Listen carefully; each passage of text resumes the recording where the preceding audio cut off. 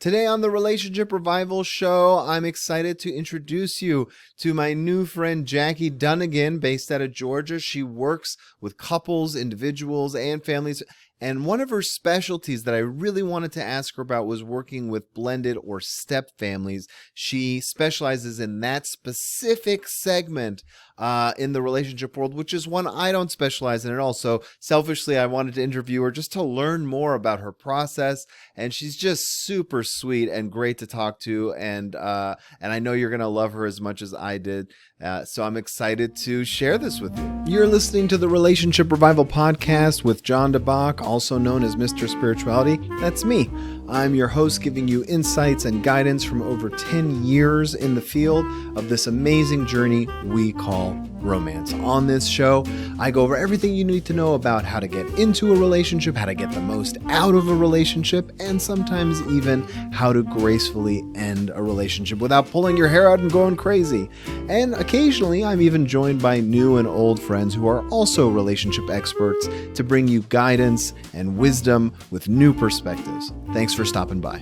First of all, what made you decide to go into the field? I think we should start there. Tell me your story, your journey to Sure. kind of wanting to help people. Yeah. Well, my journey is it's kind of the long and winding road to get there. This was not my first Yeah. career. My first career was actually in the risk management world, and I worked for a large insurance company. And and I will say my background, my education, my undergraduate was more of an engineering background. It was an engineering accredited school, so it was very systemic, which comes to play in the MFT Mm-hmm. world. But Mm-hmm. then when 2008 happened, I left that job along with a lot of other people on the same day, and for the next 4 years, I spent my time working for the company that did the career transition services for my company and for other companies that were letting people go. So it was a lot of grief and loss work. So I would be the first point of Mm-hmm. contact for people, I mean, outside, of course, their work, and let them know these were offered as part of their severance benefits, but these were people who were really hurting. And I assume since And it was 2008, it was because of the crash, right? it was because of the Yeah. crash, and it was really, really busy. Um, and it was all remote work then, but as as hard of work as that sounds, I Yeah. loved it. It was so fulfilling to get to just really be there and help people. But that job was never meant to be a permanent Mm-hmm. job. The funny thing is, when I left I left the insurance company, I said to my husband, I said, I want to do a job, first of all, that I really feel like I'm making a Yeah. difference and I'm helping people. And I also, because my other job was extremely demanding. I mean, I took my laptop with me on vacation, we kind of couldn't shut it down. And I said, I want to be able at the end of the day to kind of shut things Yeah. down. And I said, and I want a job where I can work from home. And he said, I don't think you're going to be able to work from home.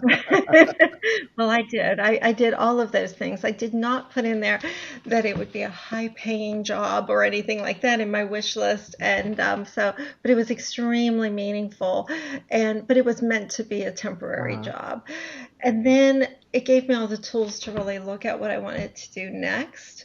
And I really did a lot of evaluating because I had to, if I was changing careers, I really had to give up my Yeah. identity doing what I did before.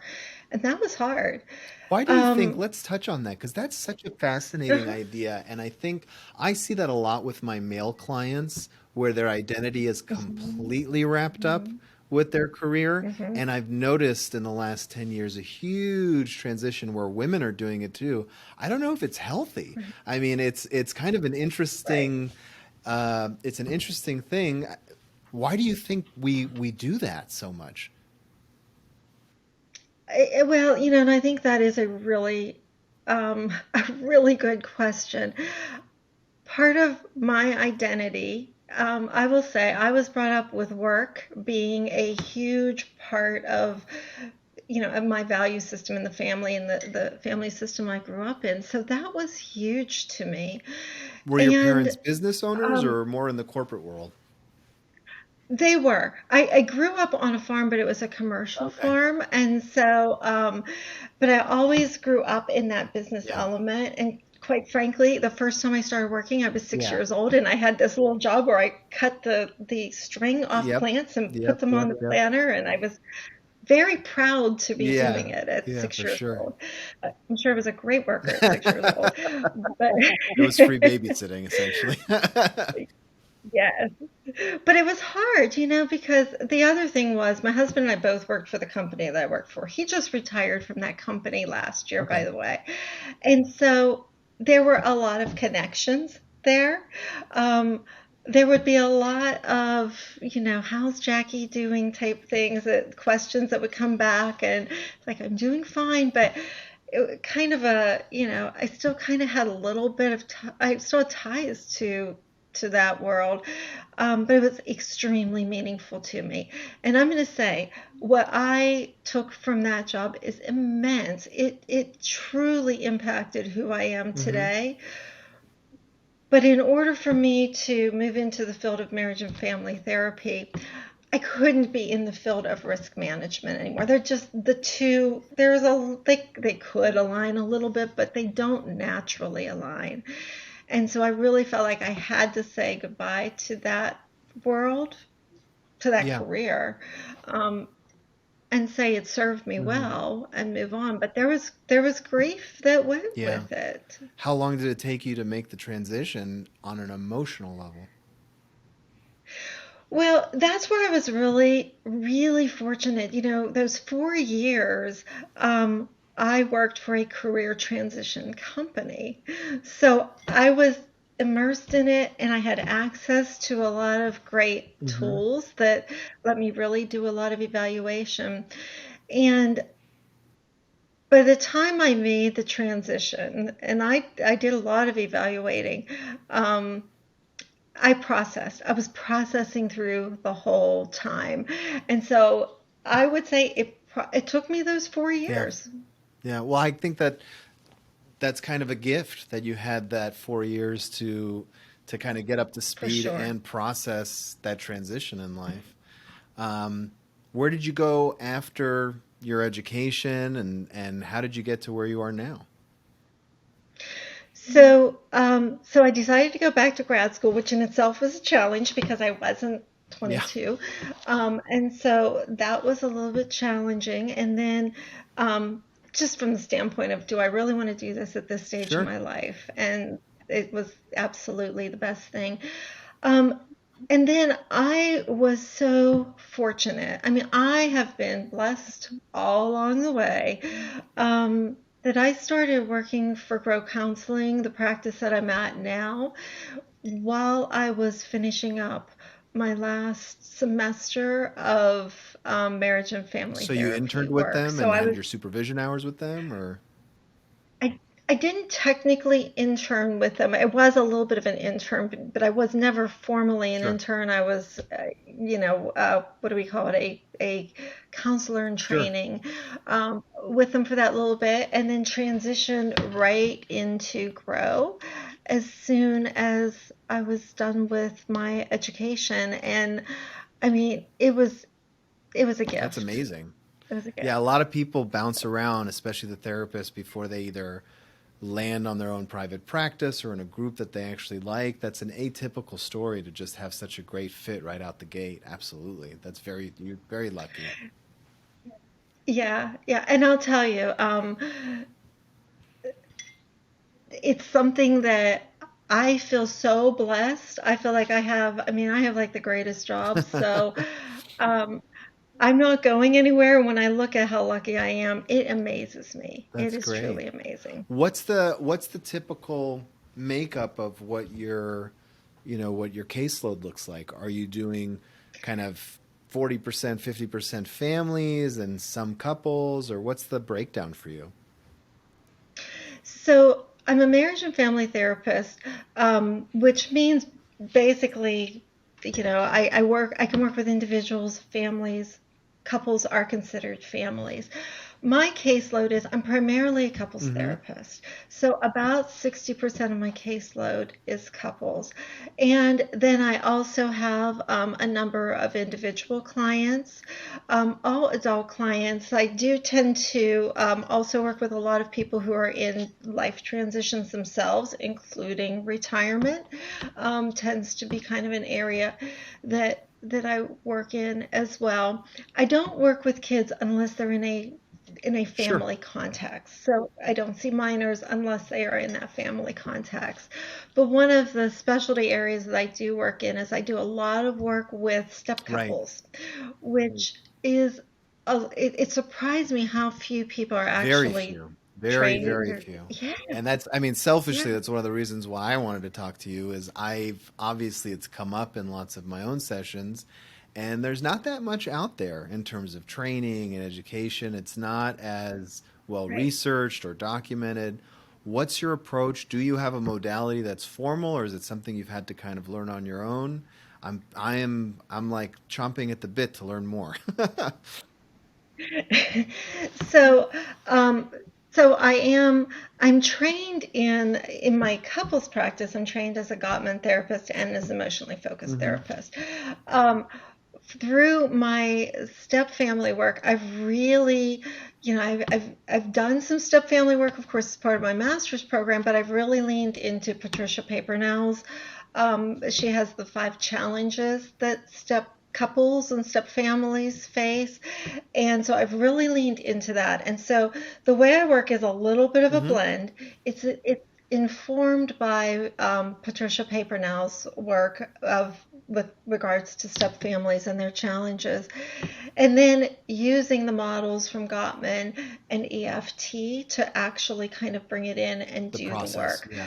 But yeah, it's a lot of Yeah. shifting. You have to kind of, to borrow the term from the EFT world, you have to do the dance. You have to kind of dance between You your do. own processes to kind of get the transformation that you want or that they want rather, in the relationship.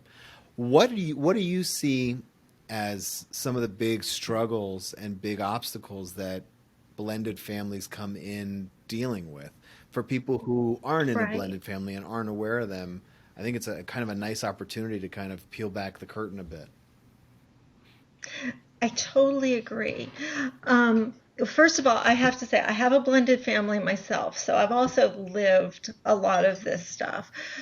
But there there are some differences. And so whenever we talk about a blended family versus what we call a first family is a family where children came after the relationship. So they came either out of the relationship, but they came on board afterwards. So there's a natural hierarchy that just kind of falls in Right. with that. But anytime you have a blended or a step family, then the children preceded the romantic Mm-hmm. relationship. That shifts just about Everything. Yeah. everything. Yeah. Yeah. Yeah, it changes things whenever, when you're a person who is entering into a partnership with somebody who has children and they may have children themselves. You have to realize you're entering an existing system. You're not really just creating a system. So it's a lot different, but most people don't consider that. They're just thinking they're in love and they're happy and everything's going to move forward, and there's lots of blended families, so they'll figure it out. And many of them certainly do on their own. But there are 5 unique challenges that they run into, and I got to tell you, I've seen it in every step couple, every step family I've worked with. I've seen it in my own family where these 5 challenges will come Yeah. up. And the first one is that, anytime you're talking a blended family, and by the way, we tend to use the word clinically step family, so I know I'm bouncing back and forth, but step is probably a little bit more accurate to describe because blended sounds nice and neat and just like we mix it up and it's a smoothie and it's all good, where there's a lot of different steps in there. But the first challenge is every step family comes out of loss. And kids are dealing with a lot of losses. And they're oftentimes dealing with what we call loyalty binds, where they have this sense that if they are connected or happy with a step parent, that they're being disloyal to their parent. So Sure. it gets a little tricky Yeah. there. Yeah. And and so from that standpoint, we have to navigate that because here's one of the things that shocked me. I will say this totally shocked me. Um, when I found out that remarriage and repartnering is harder for kids than Oh, divorce. wow. Yeah, that's shocking. I mean, Yeah. it is because we go into Well, it I like think it's, as an you know, adult, it's I think the reason as an adult it's shocking is because obviously divorce is the hard part and the remarriage in your mind as an adult is the fun part. But as a kid, I right. bet if I asked, I have four kids, I bet if I asked my 11-year-old what would be harder, it wouldn't be, he'd be able to answer it quicker than us. Like another dad, another mom. No, thank you. Yeah, for Right. sure. For sure. Right. And it's basic family systems that we know the hardest time for families are whenever we take people out and whenever we Yeah. bring people in, because we have all this role adaptation that has to happen.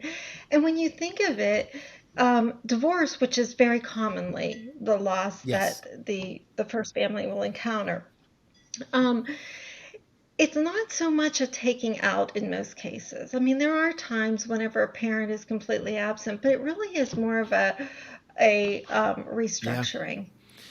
It's interesting. I So, had I had a while back an issue where there was a lot of jealousy, uh, and I'm sure you've seen this a bunch. But it was for me at the time, I didn't quite know how to handle it, and I'd like to pose the question to you in terms of your own training. So the mother was coming in with no previous family into a family mhm, where the husband had a child, and they started their mhm. own family, which was her first family, but already had a child from his. And the jealousy on her side was something that she couldn't quite get over. And who does he love more, my kids or this kid? And so, and it was this reframing of I was trying to get them to, well, they're all your kids, but it was a big emotional hurdle. And how would you deal with something like that? Is there a process I didn't write down the name. Patricia Paperman, is it? Paper Paper now. now. Paper Paper now. now. So Hmm. does she just go over the the obstacles, or are there suggested ways to kind of deal with them? There are suggested ways. And by the way, you're hitting obstacle number two. So I'm going to Yeah, hit that yeah, one and yeah. then kind of I'm hit that. jumping ahead. Sorry. And well, actually, you're right on Okay, okay. time. Gotcha. That was perfect because I think it kind of blends the first two together. Is that you have this issue of insider Mm-hmm. outsider. Step parents oftentimes feel like they're the outsider. And remember, they are joining an existing Yeah. system. So in this case, the woman that you're talking about, she's joining. I take it this is a Yes. heterosexual couple, I think, Yeah. from what you said. So her husband has children. Even if they don't all live together, there's already this system that Sure. pre-existed the couple, and then they had their own Yeah. child as well. Is Correct. that right? And so she is very likely to experience being the outsider, which she kind of For is. that She's system, coming sure. For into the pre-existing system, yeah. to that system. And there's a lot that comes with that. It's a really difficult feeling. And oftentimes, the parent who is the quote unquote insider, they have a hard time empathizing with that person who feels like the outsider. And it can bring a lot of shame, which of course can show itself in resentment, can show itself in anger. There are some interventions that you can use that kind of mix up the system where what you want to do is put her in a position where she becomes more of the insider and basically artificially create that to let them start experiencing it.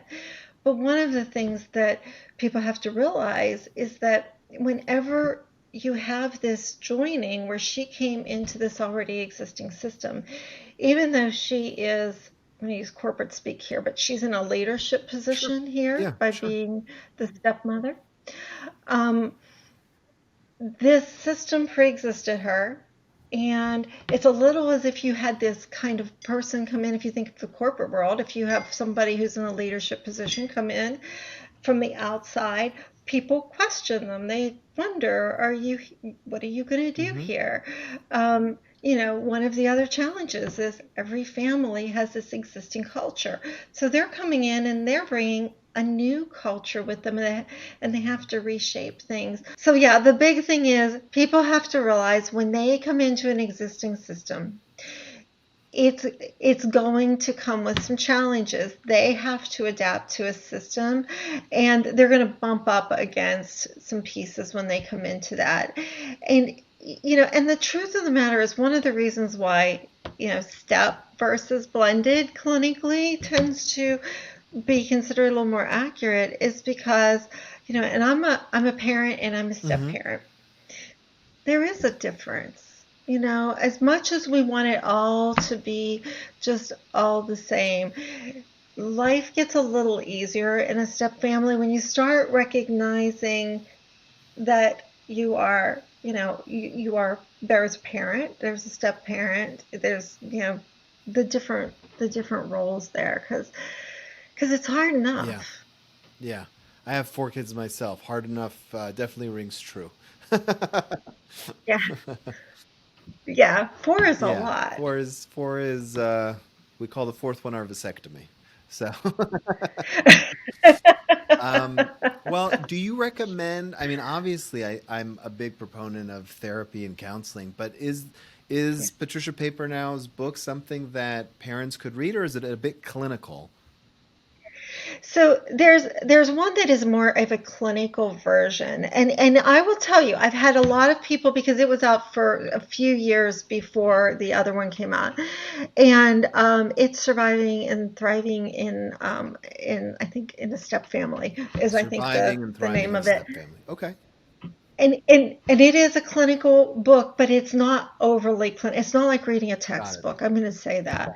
Then she came out with another book that is the Step Family Mm-hmm. Handbook. So I like these nice, simple names, where she wrote that jointly with somebody else. That one is written more for the public. And the great thing about that book is it goes through and it really does start it from the time of, okay, you're really, it starts from kind of divorce and taking it forward to when to start dating and the whole sequence that goes through there. And of course, not all step families come out of divorce. We need to be clear about that. It's just that's a That's the very most common, probably. Yeah, common. for sure. Yeah. Wow.